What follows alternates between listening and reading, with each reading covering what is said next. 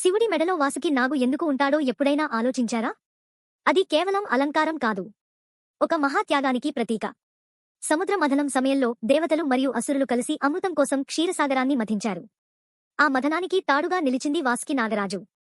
మథనం జరుగుతున్నప్పుడు ఒక్కసారిగా సముద్రం లోతుల్లో నుంచి భయంకరమైన హాలాహల విషం బయటపడింది. ఆ విషం శక్తి అంత భయంకరం.